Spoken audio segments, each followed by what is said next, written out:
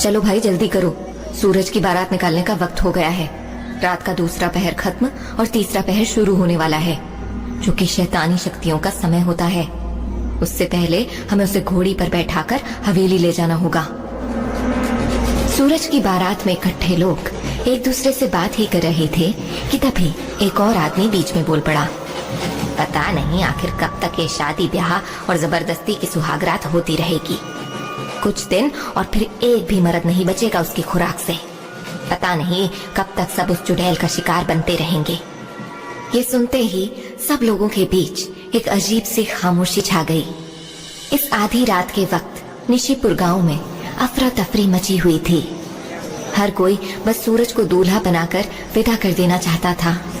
मर्दों के साथ साथ औरतों के बीच भी खुसफुसाहट चालू हो गई थी कि हमारे गांव के मर्द उस मंडोले का चुड़ैल की भूख का जाने कब तक शिकार बनते रहेंगे, कब जाकर उसकी प्यास बुझेगी और वो मर्दों के साथ जबरदस्ती शारीरिक संबंध बनाना बंद करेगी।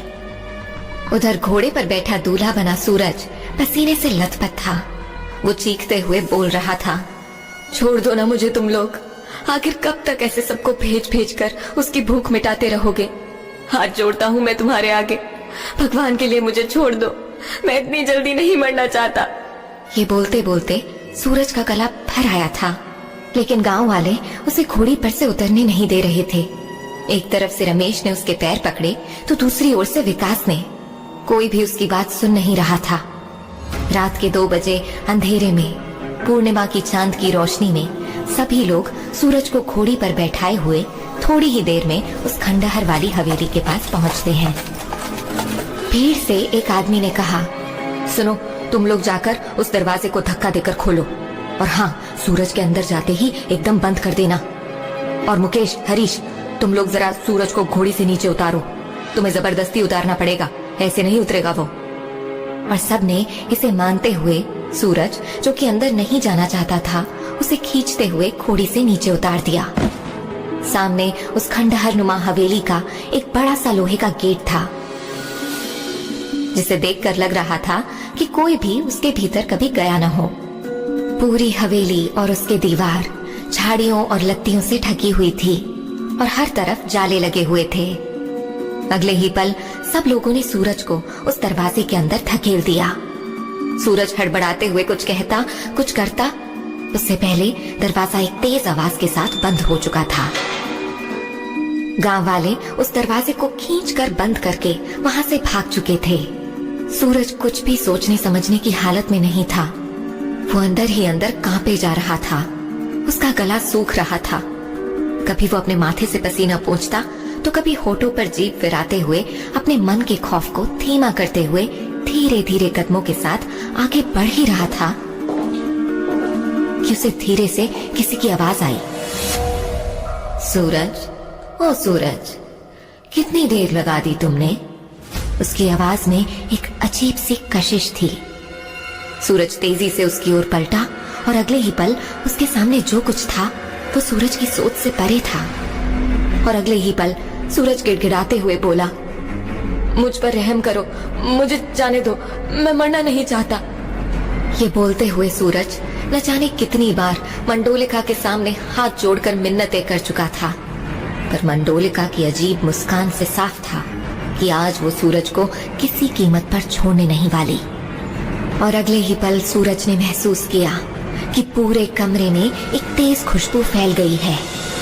मंडोलिका कोई आम सा दिखने वाला चेहरा नहीं, बल्कि एक बेहद हसीन सा दिखने वाला जादू था। उसकी पतली कमर और खुले रेशमी बालों के बीच उसके शरीर का जितना भी हिस्सा खुला हुआ था, उसके आकर्षक शरीर की बनावट को दिखाने के लिए काफी था। उसके उभार पर कसे कपड़े पर लगा एक खास रत्न उसकी सुंदरता और चमक को बढ़ा रहे थे। उसकी गहरी काजल वाली आंखों में एक अजीब सी शारीरिक संबंध बनाने की लालसा पसरी हुई थी। और तभी वो सूरज के करीब आते हुए बोली, आखिर कब तक दूर से निहारोगे सूरज, करीब आओ। इतना सुनते ही सूरज ने तेजी से अपने कदम थोड़े पीछे कर लिए, पर यह बात मंडोलिका को सहन नहीं हुई और उसने चीखते हुए कहा, क्यों तुम मर्दों को प्यार और सम्मान रास नहीं आता? और ये कहते ही मंडोलिका ने सूरज को अपनी ओर खींच लिया और अपने होठों को उसके होठों से मिला दिया। होठों के मिलते ही सूरज पर उसका खौफ पड़ चुका था। वो इस मंजर को देखना भी नहीं चाहता था, इसलिए उसने अपनी आंखें बंद कर ली।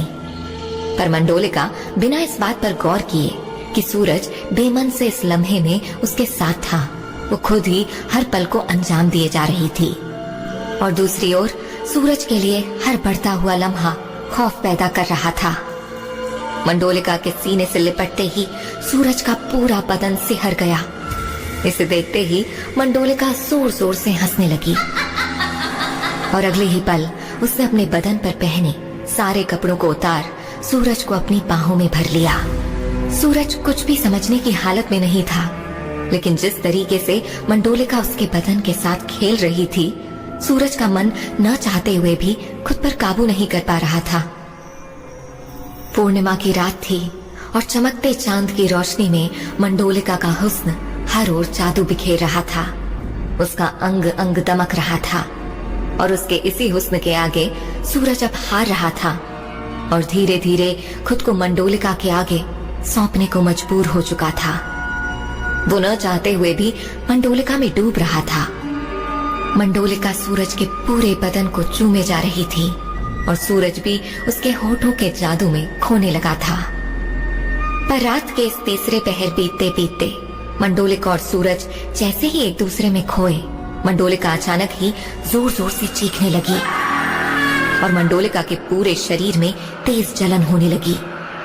वो कुछ समझ पाती इससे पहले ही उसका खूबसूरत गोरा बदन देखते ही देखते राख सा काला पड़ने लगा। अपने शरीर में बढ़ती जलन को महसूस करते ही मंडोलिका ने अगले ही पल सूरज को अपने ऊपर से धकेल दिया और चिल्लाते हुए पूछने लगी, कौन हो तुम? तुम कोई आम मर्द नहीं हो सकते। आखिर कौन हो तुम? सूरज, जिसे अभी अभी मंडोलिका ने अपने शरीर के ऊपर से धकेला था, वो अगले ही पल एक कुटिल मुस्कान के साथ बोल पड़ा, सच कहा तुमने, आम नहीं खास मर्द हूं मैं। और तुम्हें क्या लगा मैं वाकई में डर रहा था?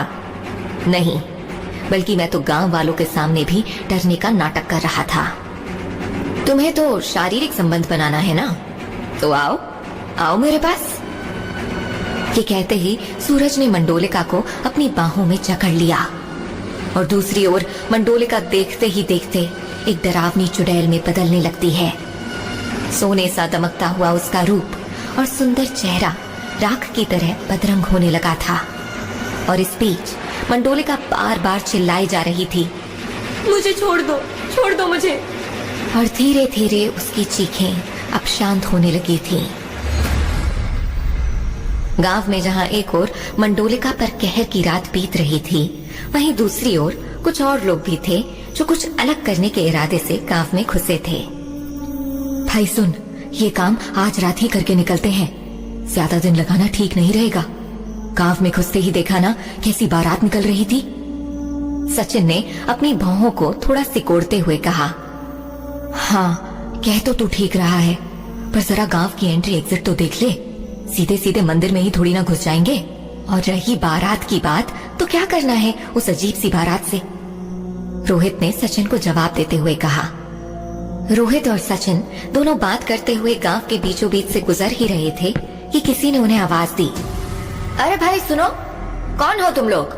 पहले तो नहीं देखा तुम लोगों को इस गांव में। सफेद धोती कुर्ता पहने और सिर पर बड़ा सा तिलक लगाए उस आदमी के कई सारे सवाल सुनकर दोनों एकाएक रुक गए और सचिन पलटकर बोला, वो मूर्ति सफाई करने आए हैं। ये सुनकर उस आदमी की आंखें चौड़ी हो गईं और वो बोल पड़ा, क्या मूर्ति सफाई?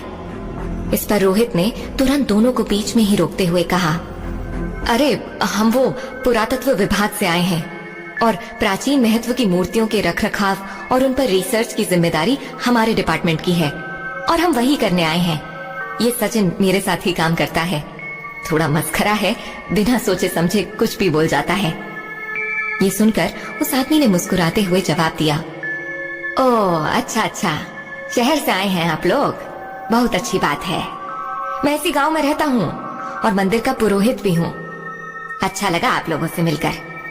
वैसे इतनी देर रात आप लोग यहाँ क्या कर रहे हैं? कहीं ठहरने का इंतजाम नहीं है तो आप लोग चाहें तो रात मेरे घर गुजार सकते हैं। सुबह होते ही अपना काम शुरू कर दीजिएगा। रोहित और सचिन झिझकते हुए पुरोहित की बात मानकर उनके पीछे पीछे घर की ओर चल दिए। कुछ ही देर बाद वो लोग पुरोहित जी के घर पहुंच गए। वहां रोहित ने थोड़ा सोचते हुए पुरोहित से पूछा, अच्छा पुरोहित जी, एक बात बताइए, बाकी सब तो ठीक है, पर रात के 2 बजे हमें गांव के बाहर एक बारात दिखी जो बहुत ही अजीब थी। ऐसा लग रहा था कि बारात नहीं हो बल्कि मातम हो। इसे सुनते ही पुरोहित जी के चेहरे पर एक खामोशी उतर आई और उन्होंने धीरे से कहा, तुम शहरी हो, तुम्हारा यकीन करना मुश्किल होगा। हमारे गांव में एक चुड़ैल का वास है जिसका नाम है मंडोलिका, और हर पूर्णिमा की रात हमें इस गांव से एक मर्द को उस हवेली में मंडोलिका के पास भेजना होता है ताकि वो उस मर्द के साथ सुहाग रात मनाकर अपनी भूख मिटा सके। ये बोलते हुए पुरोहित जी के चेहरे पर जहाँ गुस्सा उतर आया था, वहीं ये सुनकर रोहित को हंसी आ गई और वो बोल पड़ा, कौन सी सदी की बात कर रहे हैं आप पुरोहित जी? ये क्या मंडोलिका भूत चुड़ैल की बातें कर रहे हैं आप? मैं नहीं मानता इन सब बातों को। रोहित उठकर वहाँ से जाने ही वाला था कि पुरोहित जी बोल पड़े, हंसो मत रोहित, कल सुबह अपनी आंखों से देख लेना। सूरज जिसकी बारात निकली थी ना, कल उसकी लाश उस हवेली के बाहर आएगी। रोहित जो सो जाने के लिए उठा ही था, वो अचानक रुक गया और बोल पड़ा, क्या है मंडोलिका की कहानी? इस पर परेशान होते हुए पुरोहित जी ने रोहित को अपने पास बिठाते हुए कहा, सालों पहले की बात है रोहित। मंडोलिका के कहर से गांव के मर्दों को आजाद करने के लिए एक तांत्रिक ने हमारी मदद की थी। उन्होंने ही उस चुड़ैल को हवेली के अंदर अपनी तंत्र विद्या से बांधा था ताकि वो गांव में ना घूम सके। लेकिन क्या पुरोहित जी? रोहित ने उत्सुकता से पूछा। इस पर उन्होंने एक लंबी सांस लेते हुए कहा, वो सदा के लिए उसे नहीं बांध पाए। वो हर पूर्णिमा की रात के तीसरे पहर में बाहर आकर एक साथ कई मर्दों का शिकार कर सकती है, और हमने इसे रोकने के लिए आपस में ही तय कर लिया कि हम हर महीने पूर्णिमा की रात के दूसरे पहर के खत्म होने से पहले और तीसरे पहर के शुरू होने से पहले गांव से या कहीं से भी एक मर्द भेजकर मंडोलिका की भूख को शांत कर देंगे, जिससे उसे हवेली में ही रोक कर रखा जा सके ताकि अगली पूर्णिमा तक शांति बनी रहे। ये सुनते ही रोहित चुप हो गया और बिना कोई सवाल पूछे वहां से चला गया। कुछ ही घंटे बचे थे सुबह होने में और रोहित नींद की आगोश में था, पर वो आज भी नींद में बार बार चौंक रहा था। नींद में कभी उसका गला तो कभी उसके होठ सूख रहे थे। उसकी आंख जरूर सोई थी, पर दिमाग में एक साथ वही सपने चल रहे थे जो वो कई सालों से देखता आ रहा था। सपने में उसे किसी गांव का मंदिर, हवेली, तालाब और न जाने क्या क्या लगातार दिखाई देते थे। उसे बार बार ऐसा महसूस होता है मानो वो सदियों से इनसे जुड़ा हुआ हो और ये सारी जगहें उसे पुकार रही हो कि अचानक रोहित की आंख झटके से खुल गई। वो पसीने से तरबतर था। रोहित बेचैन होता हुआ मन ही मन बोल पड़ा, आखिर कहना क्या चाहते हैं ये सपने मुझसे? क्यों इतने सालों से हर रात मुझे यही सपने आते हैं? हर बार वही जगहें, थक गया हूं मैं इन सब से। खुद से बोलकर रोहित की नजर उगते सूरज पर पड़ी तो वह उठ बैठा। तभी रोहित को गांव वालों की जोर जोर से चिल्लाने की आवाज सुनाई दी। उसने बाहर आकर देखा तो भीड़ इकट्ठी थी और उनमें से एक आदमी कह रहा था, जल्दी चलो, सुबह हो गई, नदी पार नहीं जाना है क्या तुम लोगों को? सब तेजी से अपने अपने घरों से निकलकर चौराहे पर जमा हो गए और तेजी से हवेली के पीछे बहती नदी के उस पार जाने लगे। सब नदी किनारे पहुंचे ही थे कि सामने का नजारा देखकर सबकी आंखें फटी की फटी रह गईं, क्योंकि वहां कोई था ही नहीं। उन्होंने इधर उधर नजर घुमाई तो देखा कि पेड़ के नीचे कोई बैठा हुआ है। अरे ये तो जिंदा है। ये क्या दिख रहे हैं हम? ये जिंदा कैसे हो सकता है? पेड़ के नीचे और कोई नहीं बल्कि सूरज था, जिसे देखते ही कुछ लोग डरे पर अगले ही पल हिम्मत करके आगे बढ़े। तभी गांव के एक आदमी ने तेजी से सूरज की ओर बढ़ते हुए कहा, ये तो चमत्कार हो गया भाई लोग, हमारा सूरज जिंदा है। ये मंडोलिका के कहर से जिंदा बच गया। कुछ ही देर में गांव में ये बात आग की तरह फैल गई थी कि सूरज जिंदा है। मंडोलिका के साथ पूरी रात गुजार कर भी वो जिंदा है। और ये बातें सुनकर रोहित और सचिन भी तेजी से नदी के पास इसे देखने पहुंच जाते हैं, जहां गांव के लोग जमा हुए थे। सब सूरज को घेर कर बातें कर रहे थे कि तभी उनमें से एक आदमी बोल पड़ा, काका, सूरज की सांसें तो चल रही हैं, पर आप लोगों ने देखा, ये कुछ बोल नहीं रहा। तभी एक और आदमी बोल पड़ा, अरे इसके जिंदा होने की खुशी में हम भूल ही गए कि इससे पूछें कि आखिर हुआ क्या। और ये सुनते ही एक और आदमी तेजी से झुका और सूरज को हिलाने लगा। अरे सूरज, बताओ भी, ये सब हुआ कैसे? क्या हुआ तुम्हारे साथ पिछली रात? पर वहां मौजूद सब लोगों ने महसूस किया कि सूरज के ठंडे शरीर में कोई हलचल नहीं थी और ना ही उसके चेहरे पर कोई भाव था। उसकी सांसें तो चल रही थीं, पर उसका शरीर एक जिंदा लाश बन चुका था। सब लोग ये मंजर निहार रहे थे कि तभी किसी ने बोला, इसे वैद्य के पास ले जाते हैं, इसका इलाज कराना होगा। सचिन और रोहित भी वहीं खड़े सब देख रहे थे कि तभी अचानक सचिन का फोन बजता है और वो रोहित की ओर इशारा करता है। जरूरी फोन है, मैं बात करते करते ठिकाने पर पहुंचता हूँ, तू भी जल्दी पहुंच, फालतू के ड्रामे में मत फंस। धीरे धीरे वहां भीड़ कम होती गई और आखिर में रोहित भी वहां से निकलने लगा कि पलटते ही उसकी नजर हवेली पर पड़ी। वह हवेली देखकर चौंक गया और बोल पड़ा, ये तो वही हवेली है जो हर बार मेरे सपने में आती है। अंदर घुसने पर वह इधर उधर देखता है और उसका सर चकराने लगता है। अपने आप को संभालते हुए जैसे ही बाहर निकलता है, कुछ कदम पर उसे मंदिर दिखता है, जिसे देख के वह समझ नहीं पाता कि उसका क्या रिश्ता है इस गांव से। सोचता हुआ रोहित पुरोहित के घर आता है तो सचिन उसे बताता है कि उसे एक जरूरी काम से अभी जाना होगा और काम खत्म होते ही वो वापस आ जाएगा। इन सब चीजों में शाम भी हो गई और अंधेरा होते ही रोहित अपने काम के लिए पुरोहित के घर से निकल गया। उसे मंदिर के आसपास के इलाके को देखना था ताकि वो अपना काम आसानी से कर सके। वो थोड़ी दूर ही चला था कि उसने देखा सड़क पर राख बिखरी हुई है। राख को देखकर रोहित को कुछ अजीब सा महसूस हुआ और वो उस बिखरी हुई राख को फॉलो करता हुआ आगे बढ़ता गया।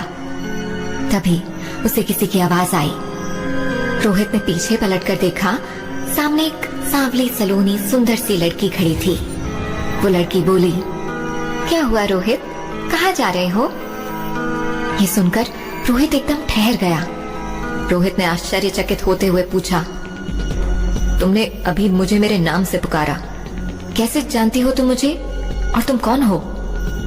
लड़की मुस्कुराते हुए जवाब देती है, मेरा नाम नित्या है, इसी गांव की हूँ मैं। और रही बात तुम्हारी, तो इस गांव में हर कोई एक दूसरे को जानता है। कौन आता है कौन जाता है सबको सब पता होता है। रोहित नित्या के होठों से निकले एक एक शब्द को ध्यान से सुन रहा था और साथ ही मुस्कुरा भी रहा था, क्योंकि नित्या के व्यक्तित्व में कुछ था जो रोहित महसूस कर बार बार सुनना और देखना चाह रहा था। नित्या से कुछ और पूछने को था नहीं, इसलिए रोहित ने बातों को मोड़ते हुए कहा, वैसे तुम्हारे गांव में सब पागल ही हैं क्या? आखिर चल क्या रहा है यहाँ? मंडोलिका को तो सब जानते हैं, मगर कोई असली कारण नहीं जानता उसके यहाँ होने का। कब कैसे वह यहाँ आई, ये जवाब किसी के पास नहीं है। क्या है इस मंडोलिका की असली कहानी?